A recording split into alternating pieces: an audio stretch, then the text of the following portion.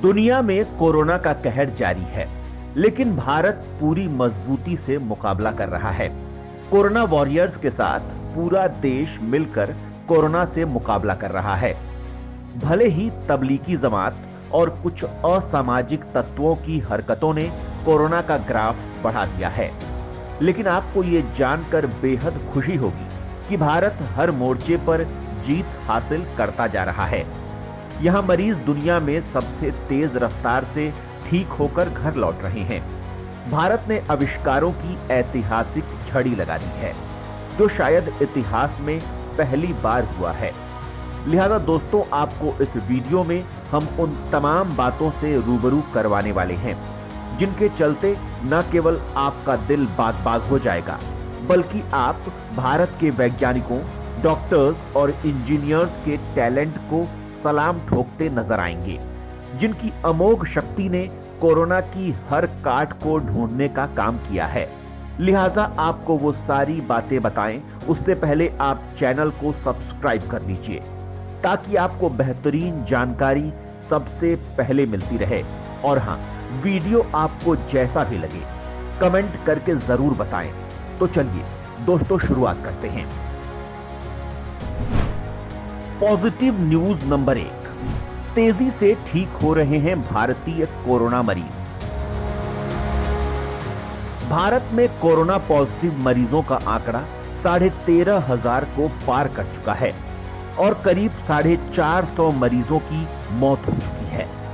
लेकिन अब भारत के लिए शायद कोरोना यू टर्न लेने वाला है, क्योंकि देश में इसके सकारात्मक संकेत दिख रहे हैं। देश के लिए बड़ी राहत की खबर यह है कि पिछले 4 दिनों में कोरोना से संक्रमित मरीजों के ठीक होने की संख्या में तेजी से इजाफा हो रहा है।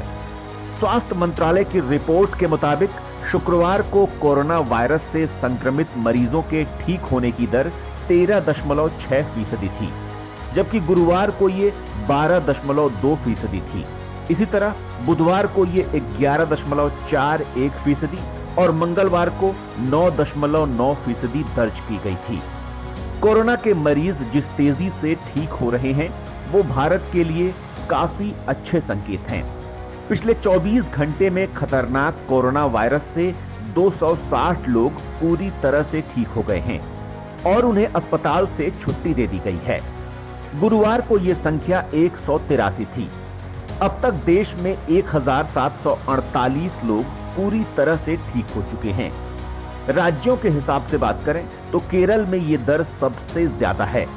यहां 250 लोगों को ठीक किया जा चुका है। पॉजिटिव न्यूज नंबर 2, गुजरात में खोजा गया कोरोना का जीनोम सीक्वेंस। पूरी दुनिया में वैज्ञानिक कोरोना वायरस से लड़ने के लिए नए नए तरीके खोज रहे हैं। इसी बीच गुजरात के वैज्ञानिकों ने कोरोना वायरस के खिलाफ जंग में एक बड़ी सफलता हासिल की है। गुजरात बायोटेक्नोलॉजी रिसर्च के वैज्ञानिकों ने कोरोना वायरस का पूरा जीनोम सीक्वेंस खोज निकाला है, जो कोरोना से लड़ाई में मील का पत्थर साबित होने वाला है। गुजरात बायोटेक्नोलॉजी रिसर्च सेंटर के निदेशक चैतन्य जोशी ने ये जानकारी दी है। गुजरात के मुख्यमंत्री कार्यालय ने भी इसके बारे में ट्वीट किया है। उसमें लिखा है कि GBRC के वैज्ञानिकों पर हमें गर्व है। देश के किसी भी राज्य की प्रयोगशाला में पहली बार कोरोना वायरस का पूरा जीनोम सीक्वेंस खोजा गया है। इसके लिए वैज्ञानिकों ने गुजरात में कई कोरोना वायरस पीड़ित मरीजों के शरीर से वायरस का जीन्स लिया। करीब 100 सैंपल का DNA टेस्ट किया गया, तब जाकर यह सफलता हाथ लगी है। जीनोम सीक्वेंस से कोरोना वायरस की उत्पत्ति, दवा बनाने, वैक्सीन विकसित करने, वायरस के टारगेट और वायरस को खत्म करने को लेकर कई महत्वपूर्ण बातें पता चलेंगी। वैज्ञानिकों ने कोरोना वायरस के मूल को खोजा है। कोविड-19 में अब तक 9 म्यूटेशन पाए गए हैं। गुजरात की स्टेट लैब ने 3 नए म्यूटेशन को खोजा है। इससे पहले 6 म्यूटेशन खोजे जा चुके हैं। शोध से कोविड की हिस्ट्री का पता चलेगा, साथ ही उसकी दवा या वैक्सीन इजाद करने में भी मदद मिलेगी। शोध से कोविड की हिस्ट्री का पता चलेगा, साथ ही उसकी दवा या वैक्सीन इजाद करने में मदद मिलेगी।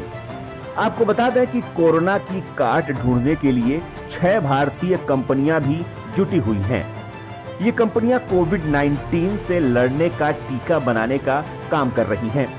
इन कंपनियों में कैडिला जाइडस 2 टीकों पर, जबकि सीरम इंस्टीट्यूट, बायोलॉजिकल ई, भारत बायोटेक, इंडियन इम्यूनोलॉजिकल और मायन वैक्स एक वैक्सीन विकसित करने पर काम कर रही है। पॉजिटिव न्यूज नंबर 3, केरला में बनी दुनिया की सबसे धांसू कोरोना किट। केरल के श्री चित्रा तिरुनाल आयुर्विज्ञान और प्रौद्योगिकी संस्थान ने कोरोना वायरस की जांच के लिए एक बेहद किफायती और तेजी से कोरोना की जांच करने वाली किट डेवलप की है, जिसका नाम है Chitra gene lamp N.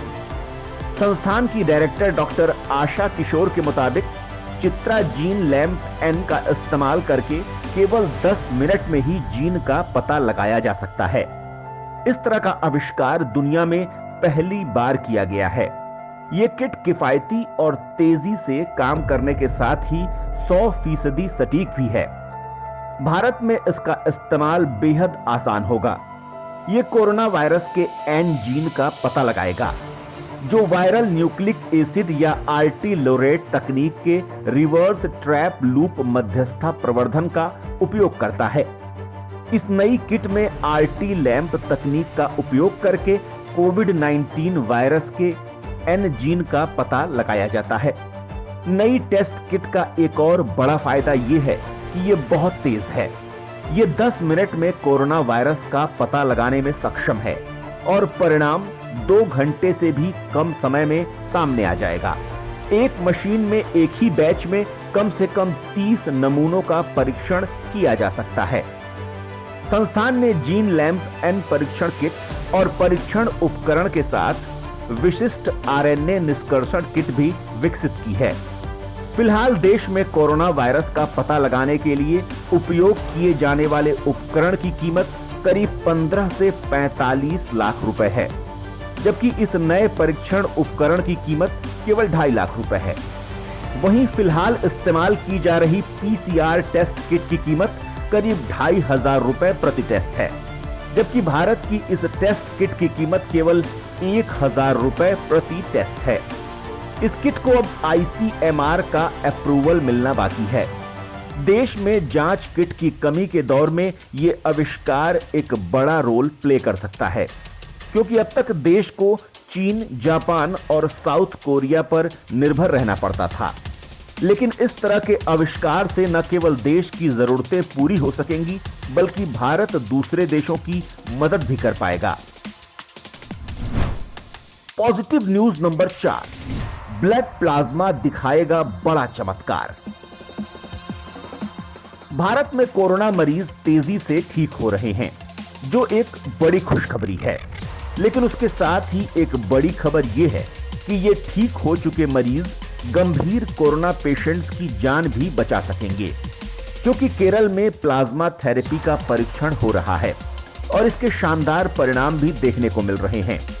Plasma therapy में कोरोना से ठीक हो चुके लोगों के खून से प्लाज्मा लेकर कोरोना मरीजों का इलाज किया जाता है। इसके लिए Indian council of medical research गंभीर रूप से बीमार लोगों पर प्लाज्मा तकनीक के ट्रायल को मंजूरी दे चुका है। अब कुछ ही दिन में इसे कुछ ट्रायल के बाद इंप्लीमेंट कर दिया जाएगा। प्लाज्मा थेरेपी में कोरोना वायरस के संक्रमण से पूरी तरह से ठीक हो चुके लोगों का 800 मिलीलीटर खून लिया जाता है और एंटीबॉडीज से युक्त प्लाज्मा अलग कर लिया जाता है। इसके बाद प्लाज्मा को कोरोना वायरस के मरीजों में इंजेक्ट किया जाता है।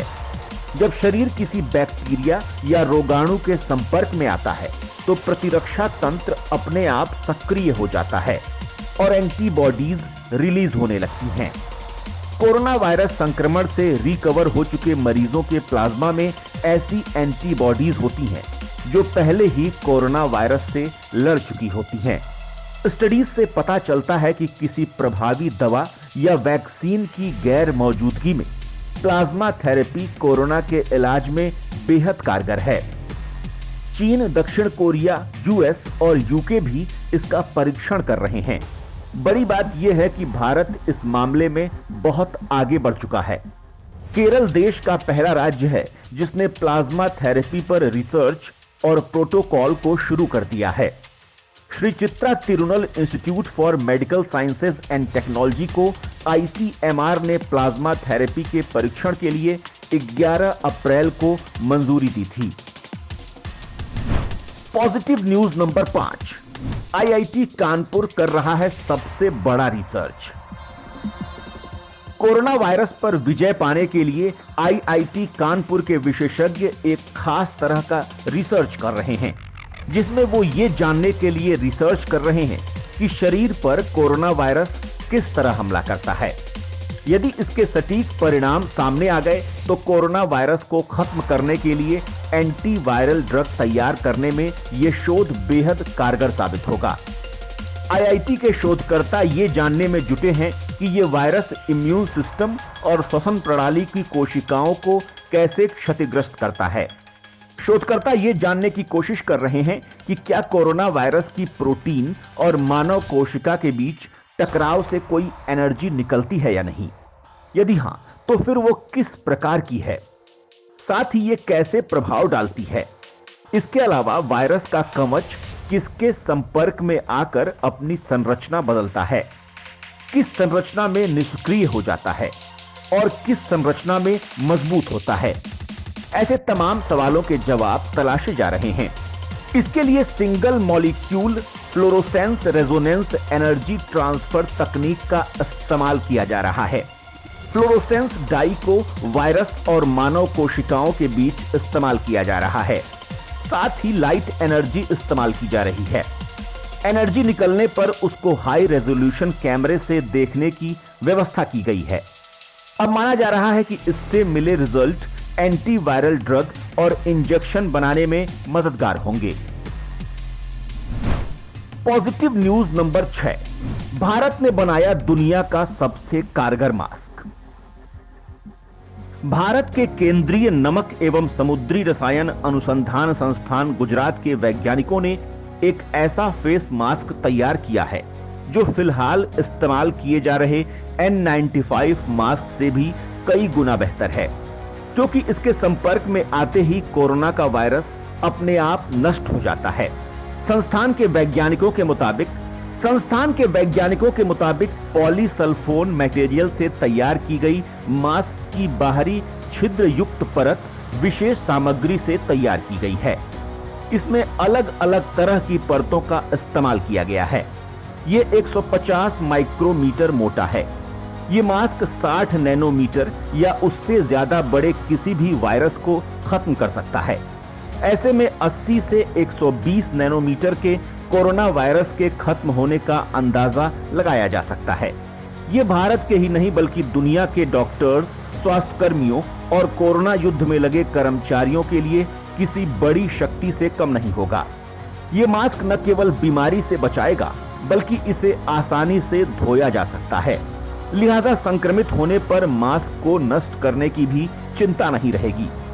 साथ ही ये बेहद किफायती भी है। फिलहाल इसकी कीमत 50 रुपए तक होगी। ये कई मायनों में बाजार में अभी उपलब्ध मास्क से भी बेहतर होगा, क्योंकि इसकी बाहरी परत फंगल और बैक्टीरिया से लड़ने में सक्षम है। बड़ी बात यह है कि भारतीय वैज्ञानिकों ने इसे केवल 1 हफ्ते की मेहनत में ही तैयार कर डाला है। पॉजिटिव न्यूज नंबर 7, भारतीय डॉक्टर्स ने निकाला इलाज का नया तरीका। कोरोना की वैक्सीन पर दुनिया भर में काम चल रहा है, लेकिन इस बीच डॉक्टर्स अपने अपने हिसाब से मरीजों का इलाज कर रहे हैं। भारत में मुंबई के डॉक्टर्स ने दावा किया है कि वो कुछ दवाइयों के मिश्रण से कोरोना के मरीजों को ठीक कर रहे हैं। डॉक्टर्स के मुताबिक उन्होंने स्वाइन फ्लू, मलेरिया और HIV के लिए इस्तेमाल होने वाली दवाइयों का मिश्रण बनाकर मरीजों पर इस्तेमाल किया है, जो सफल रहा है। डॉक्टर्स के मुताबिक कुछ मरीजों पर यह बेहद कारगर साबित हुआ है। हालांकि स्वास्थ्य अधिकारियों ने कहा है कि हर इंसान का शरीर और उसकी क्षमता अलग अलग होती है, लिहाजा ऐसे में बिना परामर्श के इन दवाओं का इस्तेमाल ठीक नहीं है। आईसीएमआर ने मार्च में कोरोना के मरीजों पर स्वाइन फ्लू में इस्तेमाल होने वाले तमीफ्लू, मलेरिया की हाइड्रोक्सी क्लोरोक्वीन और एचआईवी के लिए इस्तेमाल होने वाले लोपिनवीर का इस्तेमाल करने की इजाजत दी थी।